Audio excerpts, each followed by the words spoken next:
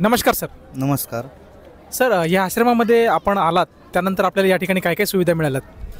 यात भोजन मिळालं आणि इथं सगळं ती रामपालजी महाराजांनी जे जे काही चमत्कार सांगितले होते त्याचं ते प्रदर्शन दाखवलेलं आहे. इथं सगळं सर्व लोकांना कळेल अशा चित्रीकरणासहित दाखवलेलं आहे. इथं या ठिकाणी आपल्याला जे काही संत रामपालजी महाराजांचे जे काही सेवेकरी आहेत त्यांच्याबद्दल आपलं मत काय आहे?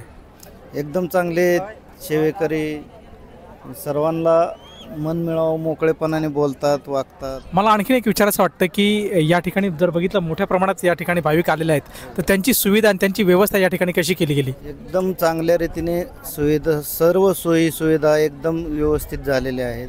प्रत्येक माणसाला प्रत्येक सुविधा मिळालेली आहे. जसं की काय काय सुविधा दिल्यात? जसं की आता आपण आल्यानंतर चप्पल ठेवणे, मोबाईल चार्जिंग करणे, परत जेवणाची व्यवस्था, संडास बाथरूमची व्यवस्था आहे. सर्व व्यवस्था आपल्याला इथे पुरेपूर मिळत आहेत. आणि त्यापोटी काही रक्कम त्यापोटी काही रक्कम घेण्यात येते का? यापोटी कुठलीही रक्कम घेतली जात नाही. इथं सर्व मुक्तमध्ये मिळत आहे. सगळं काही फुकट मिळतंय? सर्व फुकट मिळत आहे. धन्यवाद. थँक्यू. धन्यवाद.